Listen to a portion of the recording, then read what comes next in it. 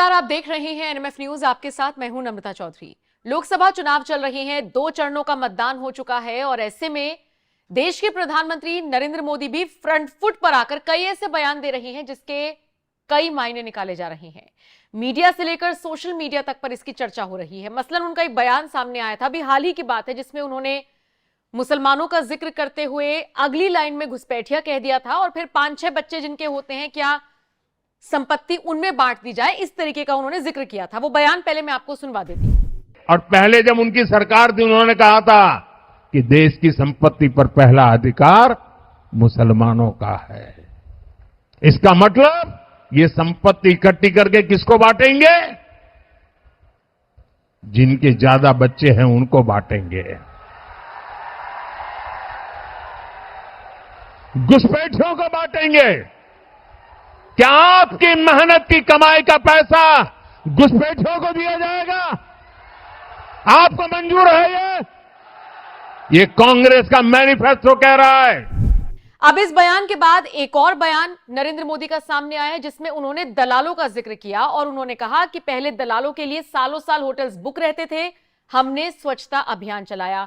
फिर कर्नाटक में उन्होंने फयाज ने जिस तरीके से नेहा को मारा, वो मुद्दा उठाया।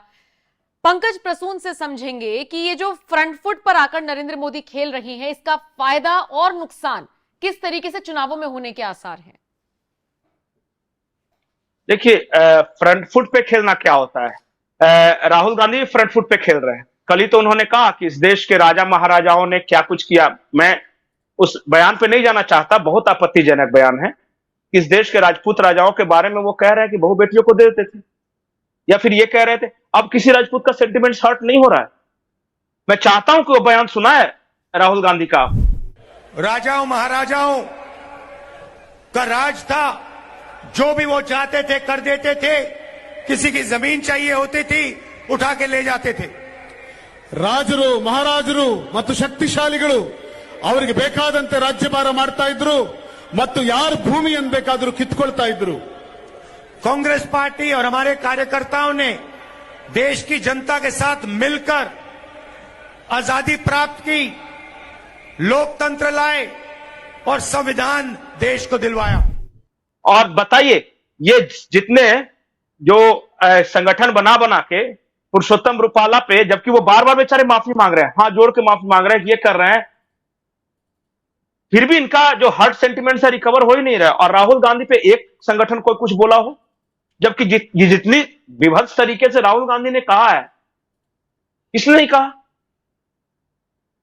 अब बताइए रे कि सेंटिमेंट्स भी सिलेक्टिव हो गया है आजकल, कि वो सेंटिमेंट्स भी, भावनाएं भी तब आहत होती है जब कोई एक पर्टिकुलर आदमी बोलता है, दूसरे के बारे में नहीं होता। एक संगठन ऐसा बोलिए जिसने राहुल गांधी के खिलाफ एक भी प्रोटेस्ट मार्च निकाला हो।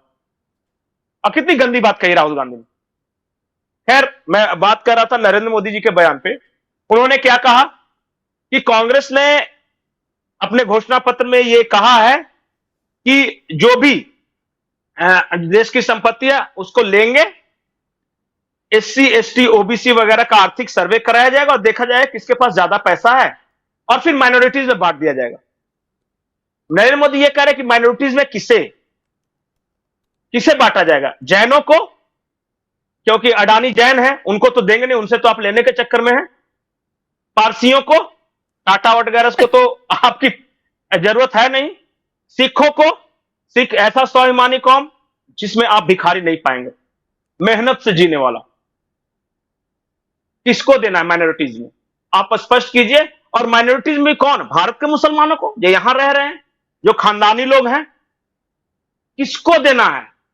या फिर जो आए हैं सिर्फ झोला उठा के उधर से बॉर्डर के पार से, एक पैजामा, एक गंजी, या नीचे लुंगी ऊपर गंजी और माथे पे तसला, उनको देना चाहते हैं? यही तो पूछ रहे हैं ना सवाल, किसको देना चाहते हैं? बताए कांग्रेस कि इस देश के संसाधनों पे आधा हक किनका है? लखनऊ के नवाब का, जिनके पास ऑलरेडी सब कुछ है, उनको तो आप दीजिएगा नहीं। यहां सासाराम में जो शेरशाह सूरी के वंशजों को, उनको नहीं चाहिए। मैं जो इस देश के मुसलमानों के बारे में बोल रहा हूं, उनको नहीं चाहिए। कौन भिखारी है? कौन भूखा मर रहा है?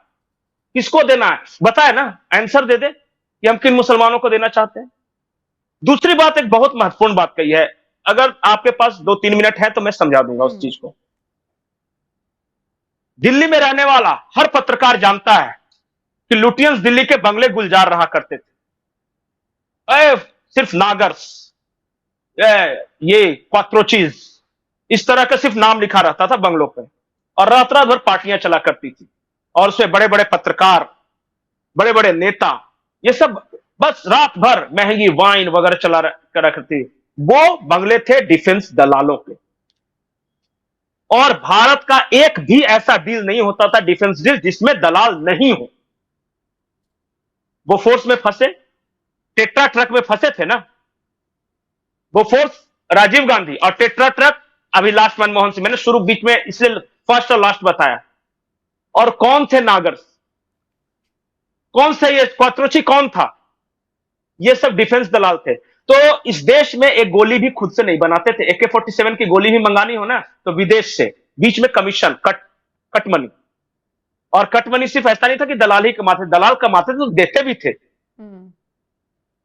अब जब मोदी सरकार आए तो उन्होंने कहा कि पहले तो हम गवर्नमेंट टू गवर्नमेंट करेंगे, हम बीच में दलालों को हटा देंगे।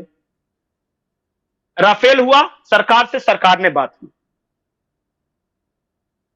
उसके बाद जितने भी अब देख रहे हैं, अब भारत ने दूसरा स्टेप क्या किया कि मैं खुद से बनाऊंगा।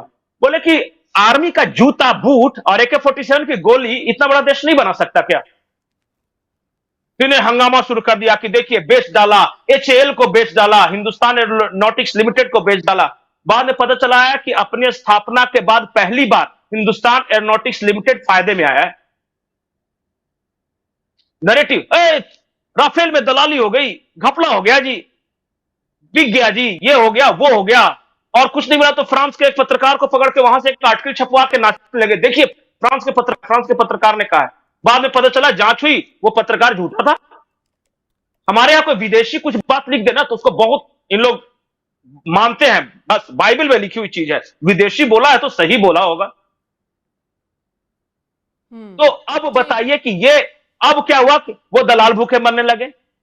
अपना देश पता है पिछले साल 2023 के लास्ट में 53,000 करोड़ का डिफेंस एक्सपोर्ट किया है हमने, 53,000 करोड़ सिर्फ इन 10 सालों में ये बदला। और ये तो मैंने सिर्फ एक छोटा सा उदाहरण बनाया सिर्फ डिफेंस सेक्टर का। आप फार्मास्यूटिकल्स का ले लीजिए, सब विदेशी कंपनियां के पड़ी हुई थी, और ये लॉबिंग कर रहे थे, फाइजर लाओ, फाइजर लाओ, फाइजर लाओ, अमेरिका ने बनाया है, बढ़िया होगा, स्पुतनिक लाओ, रशिया से स्पुतनिक। इन्होंने बोला कि बैठ, मेरा कोविशील्ड और कोवैक्सीन बहुत है, सबको ठीक कर देंगे, हम बनाए हैं।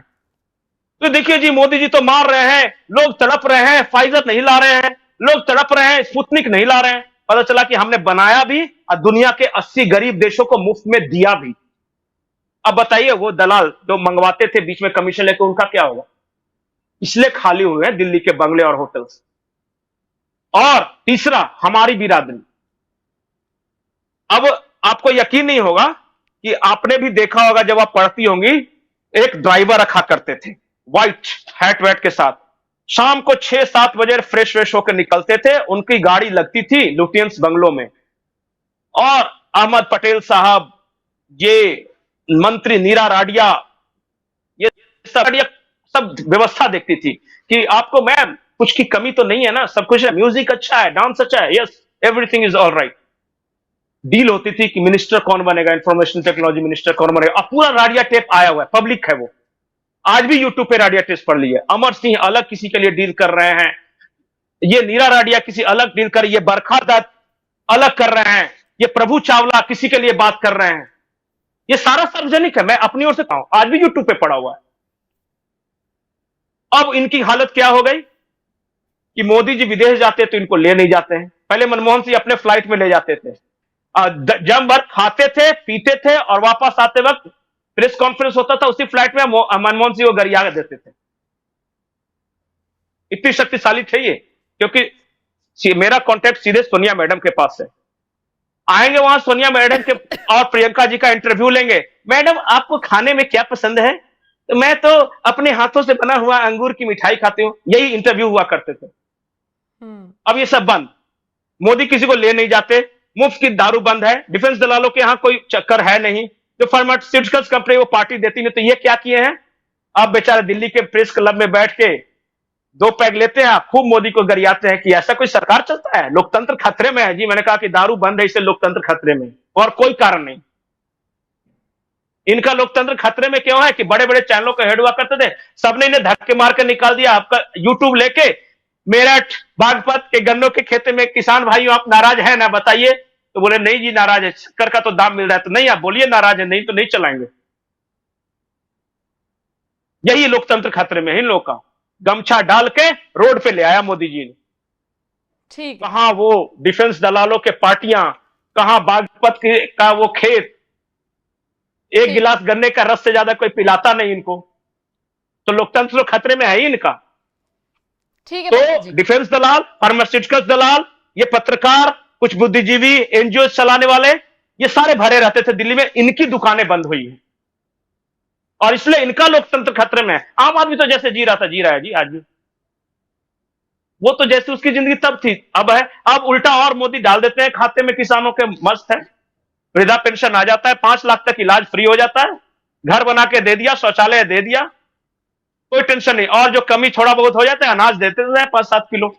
तो आम लोग तो कोई परेशानी नहीं है। लोकतंत्र तो इनका खतरे में आ गया है।